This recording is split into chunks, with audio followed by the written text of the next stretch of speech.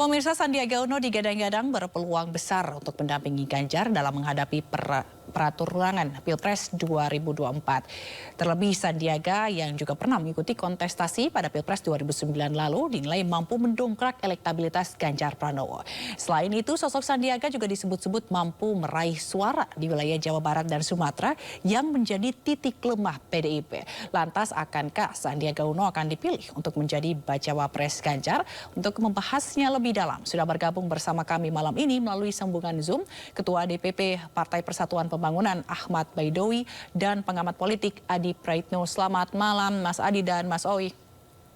Selamat malam. Assalamualaikum. Waalaikumsalam warahmatullahi wabarakatuh. Kita ke Mas Awi dulu. Mas Awi, ini kita melihat sejauh ini sebenarnya komunikasi antar partai seperti apa melihat peluangnya Pak Sandi untuk menjadi bacawa pres Pak Ganjar? Komunikasi kami sangat intens ya, terutama dengan PDI Perjuangan dan juga dengan Hanura dan Perindo untuk menyodorkan Pak Sandiaga Uno sebagai cawapresnya Pak Ganjar Pranowo dengan segala ataupun berbagai argumentasi untuk memperkuat positioning kami di Pilpres mendatang. Karena kita 2024 nanti ingin mengharapkan Pak Sandiaga Uno itu bisa mendampingi Pak Ganjar sehingga paket Ganjar Sandiaga Uno itu bisa memenangkan kontestasi, syukur-syukur bisa menang satu putaran.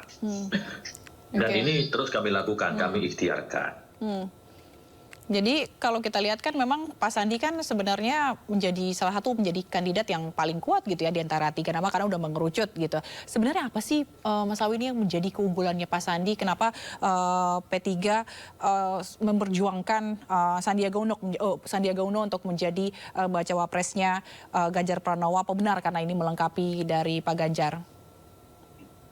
Jadi ada pendekatan kuantitatif dan kualitatif. Semuanya itu ada di Pak Sandi, hitung-hitungannya. Pertama soal kuantitatif, angka survei-survei capres, cawapres yang dirilis oleh sejumlah lembaga survei. Sandiaga Uno selalu masuk 3 nama ataupun 2 nama, bahkan sering di urutan pertama popularitas dan elektabilitas cawapres. Dan ketika dipasangkan dengan Pak Ganjar, Sandi mendampingi Pak Ganjar itu popularitasnya cukup tinggi. Yang kedua, aspek kebutuhan. Hari ini dari sejumlah lembaga survei, Ganjar itu sudah kuat di Jatim, di Jawa Tengah, apalagi Jawa Tengah sangat dominan.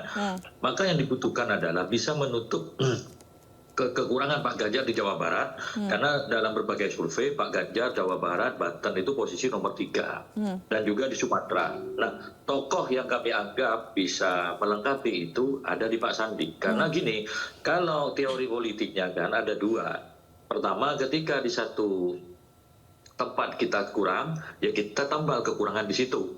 Atau yang kedua, ketika tidak memungkinkan menambal di satu kekurangan itu, di tempat yang sudah unggul, itu ditingkatkan keunggulannya. Nah, tetapi kalau kita lihat misalkan, Pak Ganjar Pranowo di Jawa Timur itu keunggulannya sudah luar biasa.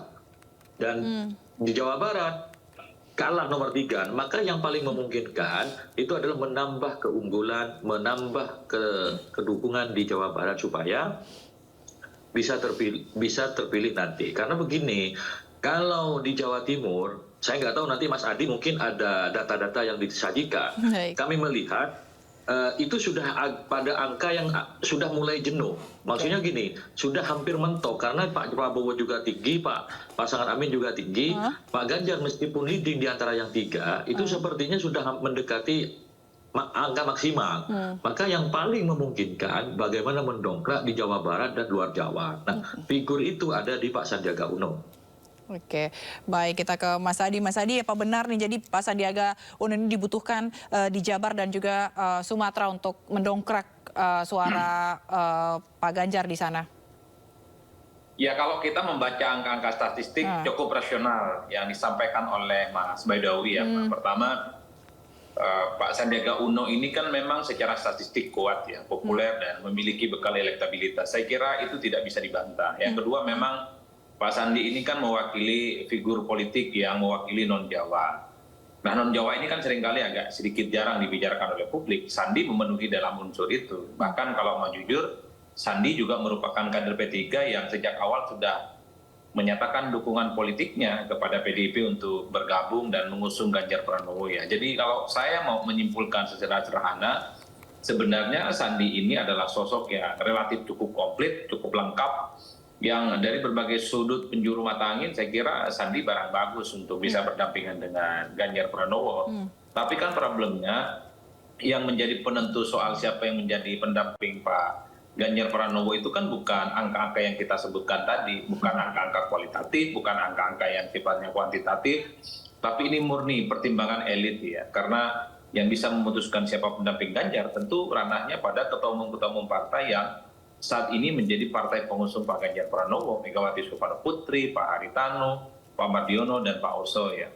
3-4 tokoh ini yang saya kira memang akan menjadi faktor determinan soal siapa yang nantinya akan diputuskan untuk bisa berdampingan dengan Pak Ganjar Pranowo. Saya kira di situ Mbak poinnya. Makanya di berbagai kesempatan kalau mau jujur, saya selalu katakan bahwa persoalan cawapresnya Ganjar itu semacam misteri Tuhan, ya, misteri ilahi. Karena kita tidak pernah tahu soal siapa yang pastinya akan diumumkan. Kalau ukurannya itu misalnya popularitas dan elektabilitas, dulu ada nama Pak Ridwan Kamil. Tapi Pak Ridwan Kamil kan dibiarkan namanya dicoret gitu ya. Karena ada faktor sesuatu dan lain hal tentu saja. Bagi saya pendamping Pak Ganjar itu bukan melulu soal bahwa dia punya kapasitas, punya kompetensi, punya rekam jejak, bukan soal elektabilitas dan seterusnya. Tapi ada faktor ilahi yang kemudian akan turut menentukan apakah akan diputuskan atau tidak nantinya. Baik, ini tentunya di tangan Tuhan dan di tangan partai koalisi begitu ya, terlebih PDIP gitu. Oke Mas Adi, tapi kalau kita lihat kan kadang yang kuat tidak hanya Pak Sandi, tapi muncul juga nama Bu Khofifah dan juga Pak Mahfud MD yang menjadi nama yang disebut akan menjadi pasangannya Pak Ganjar. Kalau misalnya disebut Bu Khofifah ini kan bisa memperkuat Pak Ganjar di Jawa Timur begitu ya. Lalu bagaimana peluangnya Pak Sandi nanti antara Bu Khofifah dan juga Pak Mahfud MD ini? Merah dan dekat ke Dorong. Mas Adi? Ya. Pada prinsipnya soal siapa cawapres pendamping Ganjar itu tentu keputusan elit, Mbak. Bukan suara-suara publik, bukan suara-suara survei atau suara-suara yang lain. Tentu elit-elit yang akan memutuskan nanti ini butuh feedback, butuh masukan dari berbagai kalangan ya, termasuk survei tentu saja. Tapi itu tadi, kalau kita iris satu persatu nama-nama yang sudah disebutkan, Sandiaga Uno, Mahfud MD, kemudian Khofifah, saya kira ini barang bagus ya. Jadi siapapun nantinya yang dipilih oleh partai pendukung Ganjar Pranowo, saya kira memang ini memiliki daya ungkit elektabilitas di atas rata-rata. Mengingat mereka ini punya captive market, mereka ini punya basis politik yang saya kira cukup luar biasa. Mahfud sama Khofifah ini hampir sama. Sama-sama kuat di Jawa Timur dan sama-sama diterima di kalangan NU. Itu tidak bisa dibantah. Mungkin keunggulan Khofifah dari Mahfud itu karena Khofifah dianggap mewakili bagian dari representasi politik dari kelompok perempuan. Kan itu yang sebenarnya menjadi sesuatu hal yang tidak dimiliki oleh calon yang lain. Tapi kan pertanyaannya adalah, kalau Khofifah yang dipilih, apakah Khofifah bisa menggaransi misalnya suara Pak Ganjar Pranowo di Jawa Barat, kemudian di Jakarta dan Banten, basis Ganjar yang selama ini tidak terlampau kuat misalnya. Apakah kalau Mahfud yang dipilih, Pak Mahfud akan mampu menambah kekuatan politik di Jawa Barat, di Sumbar, kemudian di Banten dan DKI, ya tentu untuk menambah kekuatan politik Ganjar Pranowo.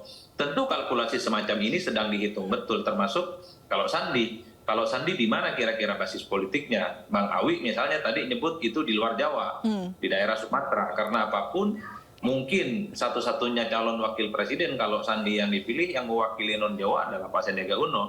Kekuatan politik non-Jawa ini penting, Mbak, karena dalam langgam politik kita dari dulu itu irisan Jawa dan Jawa tetaplah penting. Islam nasionalis itu penting. Ini bukan hanya Jawa begitu ya? Ya betul, makanya ini yang saya kira sedang dihitung betul ya oleh elit-elit partai pengusung Ganjar.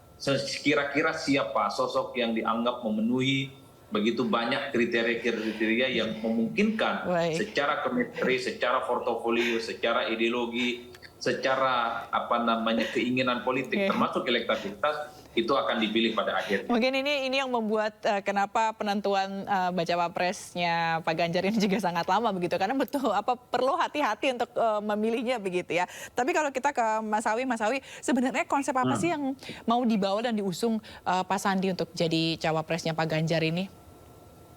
Pak Sandi merupakan figur ekonom. Nah, Pak Ganjar figur politik. Dalam sejarah perjalanan kepemimpinan bangsa ini, kombinasi antara figur nasionalis politisi dengan figur ekonom, fondasi ekonominya itu selalu yang sukses. Contoh, proklamator kita Soekarno-Hatta. Hatta seorang ekonom. Terus kemudian kita beralih ke era reformasi. Ada Bu Mega dengan Pak Hamzah, SBY JK, SBY Budiono, Jokowi JK, Jokowi Ma'ruf Amin. Ini semuanya mewakili kelompok-kelompok ekonom. Hari ini dibandingkan dengan dua nama yang lainnya, dari aspek ormasnya memang Bu Hovifah dan Pak Mahfud lebih kental ke Nahdliyin-nya. Pak Sandi punya KTA, taruhlah NU yang struktural, yang juga tidak bisa dilepaskan begitu saja. Pak Sandi mewakili rumpun ekonom dan juga luar Jawa dan komunitas anak-anak muda, dan dari survei Pak Sandi memiliki daya ungkit di Jawa Barat, Banten, DKI, dan juga luar Jawa. Nah, hal ini yang kami sampaikan kepada PDIP, khususnya Bu Megawati Soekarnoputri, untuk meyakinkan bisa memilih Pak Sandiaga Uno. Namun sampai hari ini belum ada keputusan, sehingga peluang-peluang itu terus terbuka sampai nanti ditutupnya masa pendaftaran ke KPU tanggal 25 Oktober. Oke, baik. Selain ekonom tadi juga karena Pak Sandi kan lebih dekat gitu ya dengan anak muda gitu, dengan posisinya sekarang dan interaksinya dia di media sosial juga cukup. Apa ini juga yang diyakini begitu Pak Sandi untuk mampu menggait suara Gen Z dan milenial bagi Pak Ganjar? Ya, salah satu yang perlu dipertimbangkan adalah sekarang perubahan demografi pemilih yang didominasi kalangan milenial dan juga Gen Z. Kalau dijumlahkan, jumlahnya itu mencapai 55% dari total pemilih yang ada di Indonesia. Nah, hal ini kemudian yang terus kita yakinkan kepada teman-teman koalisi, setidaknya kalau Pak Sandi masuk itu menjadi penguat dari keterpilihan Pak Ganjar Pranowo. Terbukti kemarin misalkan P3 melakukan sosialisasi dengan figur Sandi, dengan salah satu pemain kampus di Indonesia, mengubah liriknya, dan coba saya upload di media sosial, itu viral, langsung mendapatkan tanggapan positif khususnya dari kalangan anak-anak muda. Nah, hal-hal seperti itulah yang menjadi salah satu tawaran dan juga kekuatan yang kami sampaikan kepada PDI dan teman-teman, selain kekuatan-kekuatan yang sudah kami ulas tadi. Baik, jadi tentunya kalau misalnya nih amit-amit misalnya nggak dipilih gitu Pak Sandi, tapi P3 masih tetap dukung Pak Ganjar? Keputusan P3 mengusung Pak Ganjar Pranowo merupakan keputusan Rapimnas yang kelima. Artinya keputusan sebuah institusi kepartaian. Selama keputusan itu tidak diubah, maka keputusan itu tetap berlaku. Dan sampai saat ini belum ada keinginan untuk menggelar Rapimnas ulang untuk menganulir keputusan Rapimnas 5. Artinya sampai hari ini P3 masih konsisten mendukung Pak Ganjar Pranowo sebagai calon presiden. Dengan atau tidaknya Pak Sandi jadi cawapres begitu ya? Kita patuh kepada keputusan Rapimnas 5. Baik. Terima kasih Pak Ahmad Baidowi, Ketua DPP P3, dan juga Mas Adi Praetno, pengamat politik telah bergabung di Sindo Prime. Selamat malam. Terima kasih. Salam sehat selalu Bapak-Bapak.